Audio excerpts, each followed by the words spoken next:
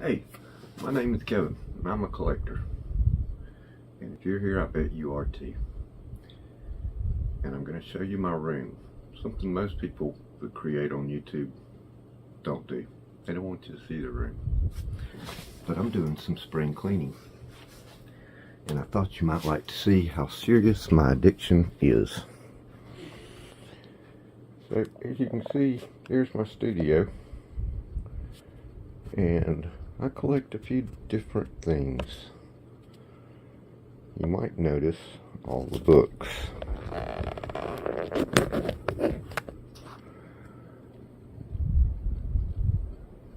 Over here on this bookshelf, some of the graphic novels and comic books that I like a lot. Mostly non-superhero stuff. Although, I do have a few of those.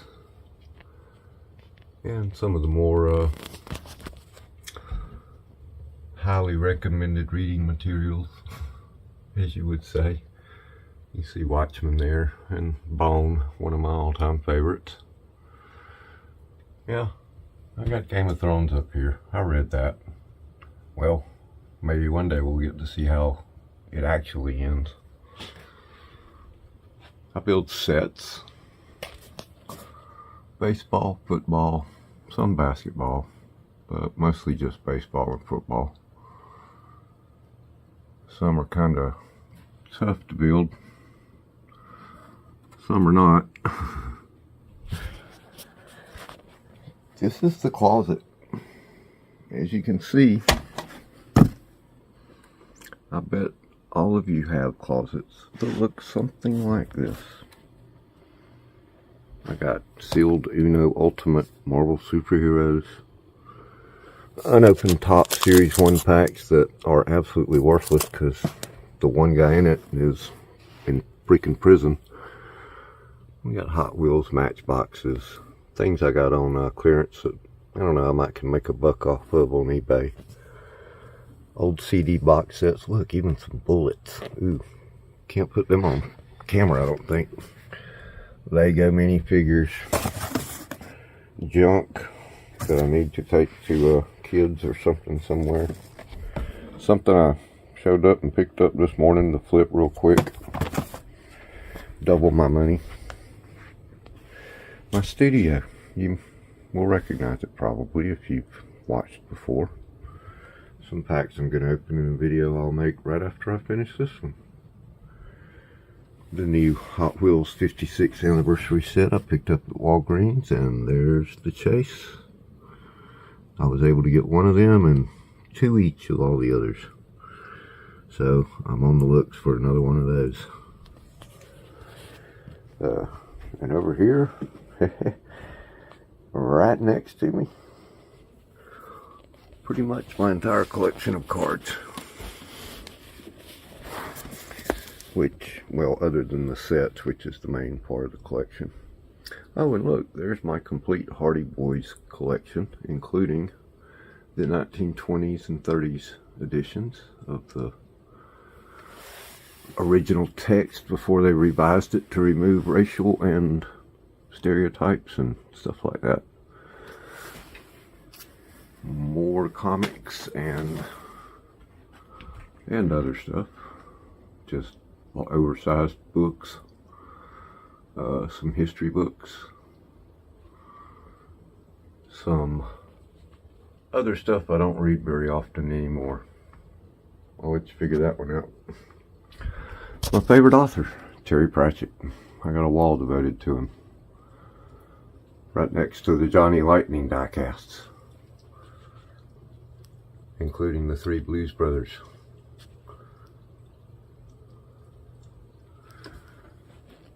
Discworld. I'll tell you about that one day if you're not already familiar. The greatest fantasy novels ever. There's so much more than just fantasy. Rest in peace, Terry. And the Terry Pratchett continues here and here. Some down there. I've got multiple editions. My other favorite author is this fellow right here. Neil Gaiman. He wrote what you may have noticed earlier, Sandman, which is an awesomely being adapted by Netflix right now into a fantastic show. And most of these graphic novels here are Neil Gaiman, all of the Sandman collection, and more books. That's Gaiman's primary shelf. But, a few of those are autographed. I met him a couple of times in the 90s. He's not near as reachable now. And more Hardy Boys, Nancy Drew. Interesting on the top shelf here. These are some of my oldest books, published in the 1800s. You got the stories of Uncle Remus from the old plantation, Joel Chandler Harris. I don't know if any of you younger people are aware of an old Disney movie called Song of the South that Disney has kind of lays no claim to and does not release in any form whatsoever anymore. Well, it's a great movie. It's got some great music, and it should be released and seen. Apparently, the fact that they don't show slaves being treated badly is why it's not available. Some of the CDs I've held on to, even though 99% of everything I listen to nowadays is streaming. There's some of the old Nancy Drew, published back in the 1920s. Really nice condition cover on that one. It's a little beat up down there. Some of the newer stuff that they've come out with, I don't do a lot of that, just as sampled in the case files down here I collected because I wanted to read them. And it keeps going. Magazine boxes filled with magazines. Last year's score at the Friends of the Library book sale that was almost a year ago now, and I still haven't had time to shelf because, as you can see, my shelves are full, and well, I'm gonna have to make room somehow in order to be able to shelf them. And I'm getting ready, as you can see, to make a diecast update video, including some of my old diecast from when I was a kid, and some of the new stuff I picked up, and some stuff I've been holding on to that I'm about to get rid of. More books. All my old fantasy. There's Mark Twain, actually. We'll start up there. Mark Twain, probably, he's my favorite classic author, we'll put it that way. I put him right up there with him and Pratchett. I equate them so much. So I've read a lot of Twain, but that right there isn't even probably a tenth of all that he wrote. He was a very prolific writer. Most people only know a dozen books and stories by him. It's unbelievable the amount of material that man produced. And all my old 80s paperback fantasy and science fiction, including Dragonlance and Gary Gygax's novel Sea of Death, Thieves' World, Edgar Rice Burroughs, John Carter books, Michael Moorcock's Elric, and more Michael Moorcock Eternal Champion books. Whew. More of those are down here. Larry Niven, along with quite a few of the classics, Hemingway, Orwell, Steinbeck, Dickens. I used to read a whole lot, but lately this is kind of taking over all my time. And this, well, you know, what are you going to do? Another thing I collect, if I go to a show, is the concert posters for shows I've been to. Probably my favorite is this nice little thing right here, if I can crawl across my bed to show you. Widespread Panic. This was only sold in Atlanta at the concert on 10/11/14, Verizon Wireless Amphitheater. It costs $30, and I can sell it now for about $250, maybe $300. I don't even look to see what these are worth because I'm not going to part with these. These are mine. Block print from Greg Allman at the Grand Opera House in 2015. They made a DVD of this show called Back to Macon, I believe. The next time he was, or the time before that, when he was at the Grand Opera House, and the final show before he passed away in 2016, which was a surprise show at a small club in Macon, and it was incredible. Atlanta Pop Festival, held about 5 miles from my house back in 1970. Featured the Allman Brothers, Jimi Hendrix, and, well, it was basically like a Woodstock of the South. If you haven't heard of it, check it out. And the Allman Betts Band, who have taken over where their parents left off. And just lots and lots and lots. As you can see, there's some Funko Pops, Garbage Pail Kids, Scooby-Doo truck, more posters, some plushies, my Uncle Scrooge, which I have a pretty massive duck collection, a nice little piece of art that my little cousin did for me a few years ago, gave it to me for Christmas. My personal Hot Wheels collection, which I think I did a video of, but it definitely needs to be updated. And all the other junk. Oh, and I almost forgot. Ow, what a view.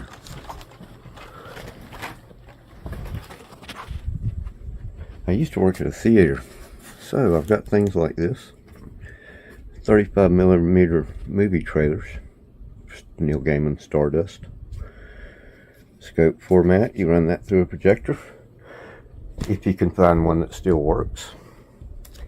They no longer produce film, since everything is now digital. And these are starting to be quite rare and quite sought after. And I used to have boxes full of them. And I sold them. The very first thing I ever sold on eBay was the first Toy Story trailer ever made for the first Toy Story. It was the first thing I put on eBay, thinking I'll get 25 or 30 bucks for this. It sold for $350, and that was in 96 or 97. And I've made thousands of sales since then, but that's the one I'll never forget. These are the Mylars that went over the movie theater that you would look for to tell you which theater door to go through.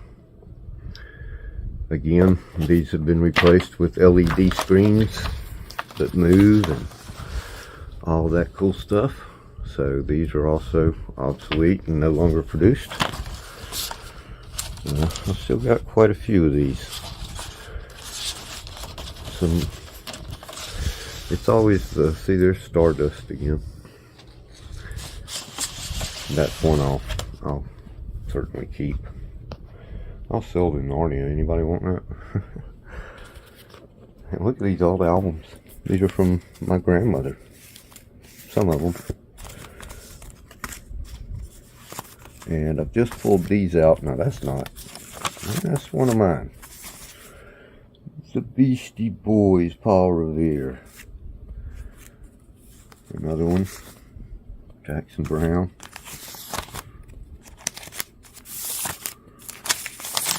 But yeah, mostly Dad's. And that one's mine. Police. That's an early Police one too. 1980 A&M. I have a few Police in here. They just don't stand so close to me. Every breath you take. Still with the paper. That might be worth something. Now that's Grandma's right there. And speaking of that, how many of y'all, those of you that do know vinyl, look at this. And there's no record in it. I don't know where it's at. How about this album? Or is it an album? Or is it a 45? I don't know. It's a 78. Did you know they even existed? Well, no, those are advertisements. And this is the Old Town Hall by the Laurie Sisters. Oh, well, A, B, C, D, E, F, G, H, I, J, let's rock one time. Let 'em roll one time. Now rock it and roll it till I tell you. Pressed on Metrolite, non-breakable. Here's another one, still in the sleeve. Waldorf Music Hall Records. No year. Long playing 33 1/3. Oh, but it's the size of a 78. Now I have to wonder, is that what these are? I know that's a 45, but I thought these were 78s. Let's see where it says.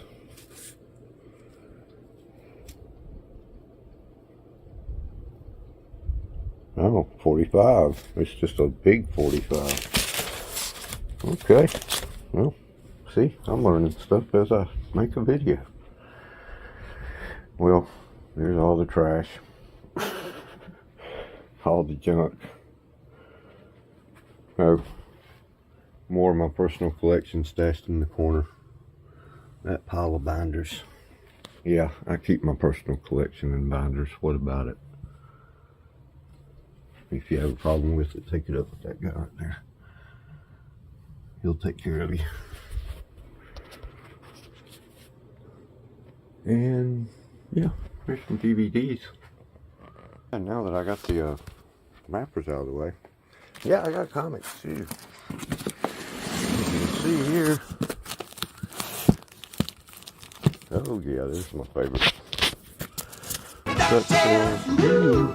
I'm going to be doing a video about the Disney ducks and their origin and history and why they're so much better, in my opinion, than all the other Disney original characters. And I loved She-Hulk back when Dan Slott was writing it. That was a great little run that he did. Yeah, good stuff. The DuckTales comic. And speaking of DuckTales, I think it's this one. Let me open this up real quick. Be right back. Okay, here we go. It's not in that issue. It was actually so early. It was in issue number 2 of the DuckTales Gladstone comic that came out in the 80s when I was dating a girl named Tammy. And there you go. That's me. And I wrote a little letter. So, cool, huh? You can pause that and read it if you want. So, yep, I collect comics. Uncle Scrooge. Uncle Scrooge, old Uncle Scrooge, Grandma Duck. Like I said, I'll be doing a video just on the Disney ducks, because that's about half of what's in here. And then we get the Swamp Thing by Nancy Collins, who took up writing it not directly after Alan Moore finished his amazing and famous run, best run of comics ever freaking written, probably. Once Alan Moore finished up, gosh, it was Vance, I think, took over, the guy that was doing the art only. And then Nancy took over. Nancy is a fantastic writer. Wrote some of the best Swamp Things, short of Alan Moore, I guess. And she recently moved right around the corner from me. Lives over in Macon right now. That's pretty wild. Originally, she's from New Orleans. Sandmans. I've still got a few of the original comics. I sold most of them. The guy that drew this Aquaman was 17 years old when he did it. And now he still lives in Macon. Well, that's all I've got for you for now. I figured you'd want a tour since spring cleaning and stuff. And now you know a whole lot more about what I got.